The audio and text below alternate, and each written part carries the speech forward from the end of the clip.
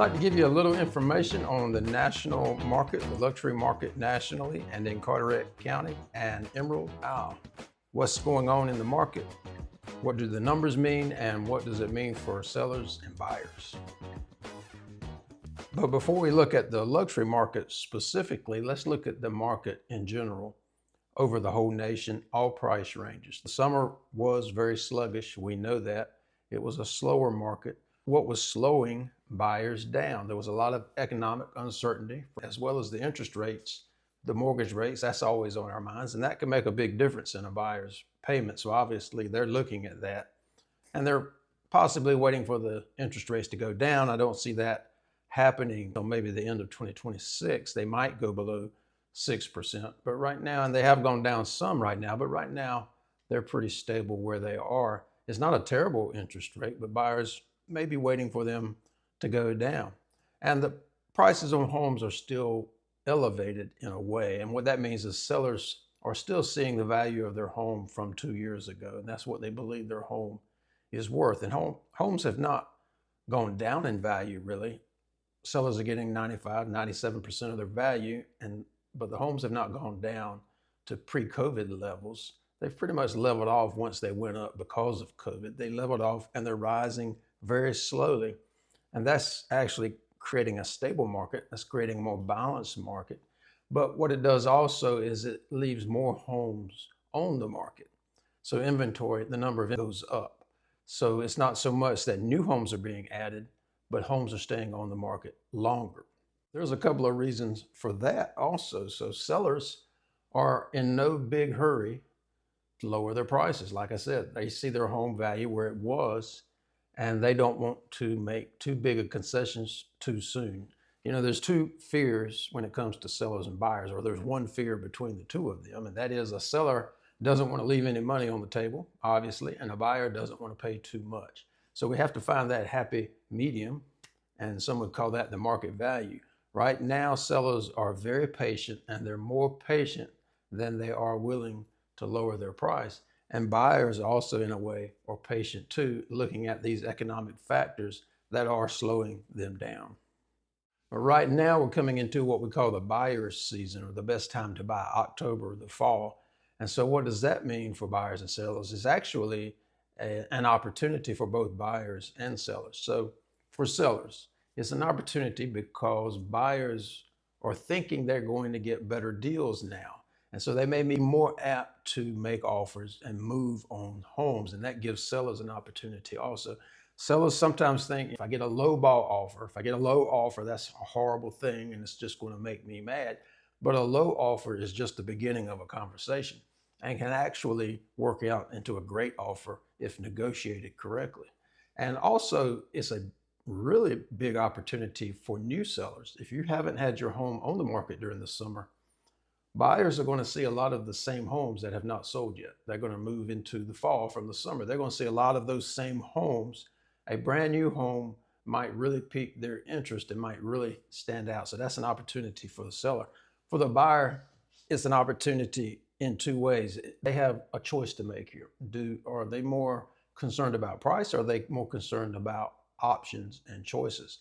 So if price is the biggest concern, they may want to wait till towards the end of the fall season when sellers may be more apt to negotiate if they haven't sold yet. But if they're more concerned about options, they may want to move into the market now, go ahead and make offers. So it's an opportunity for both buyers and sellers.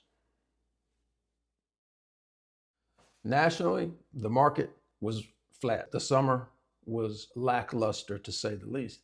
Price per square foot dropped 0.5% this week, and that ended 2 years of consecutive gains.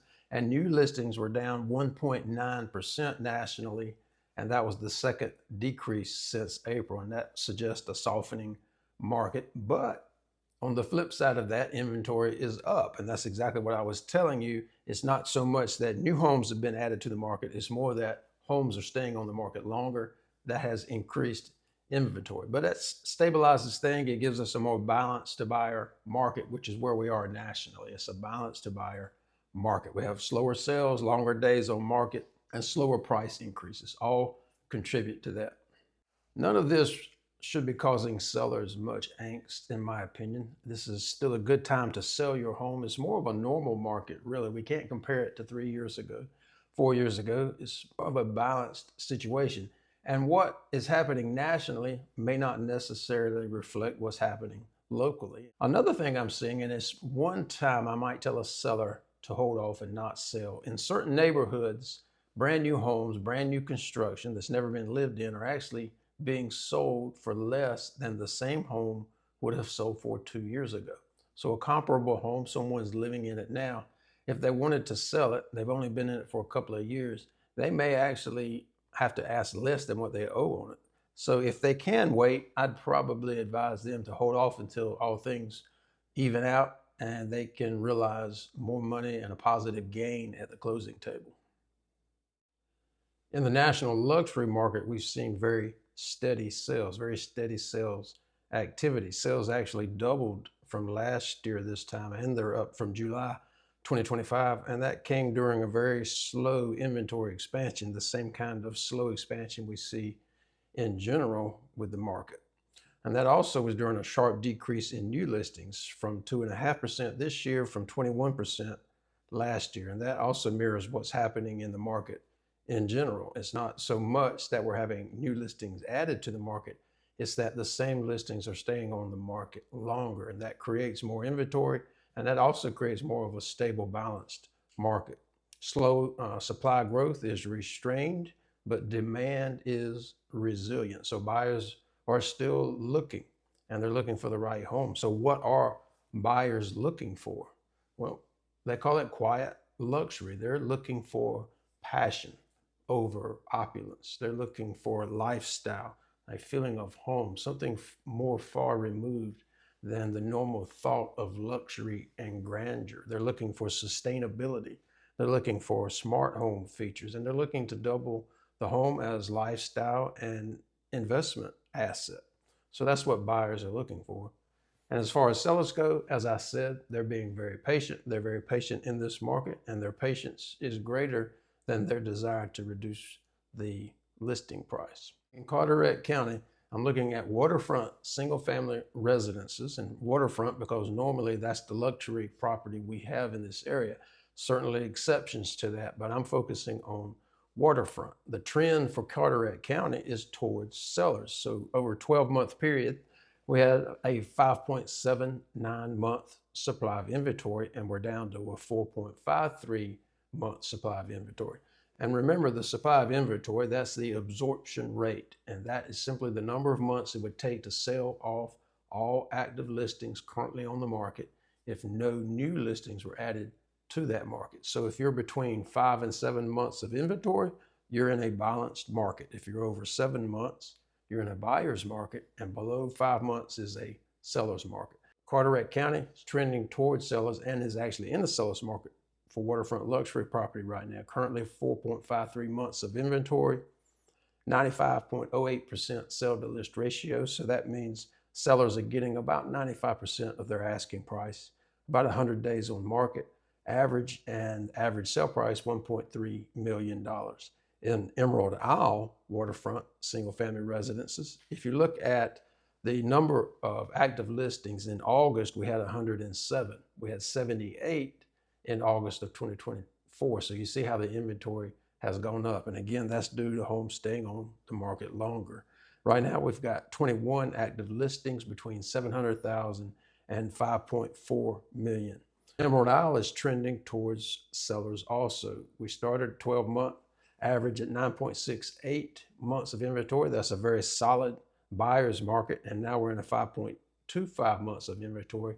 And that's a balance to sellers market, definitely trending towards sellers. In the last 30 days, we average out a 4.2 months of inventory. Sellers market, 96% sell to list ratio. Sellers are getting about 96% of their asking price.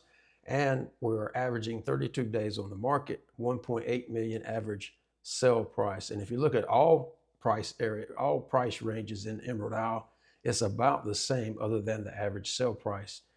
We are in a buyer's market, but it's trending towards sellers. So to recap, nationally, we're in a balance to buyers. Market is stable and balanced. Housing prices are going up, but they're going up much slower than they usually do. And there's more inventory because homes are staying on the market longer. The luxury market nationally is very stable and steady. Buyers are looking. There's always buyers looking, and it's the same with Carteret and Emerald Isle. We are in more of a seller's market and an active, steady market. I hope you have found this information useful. Have a great rest of your day.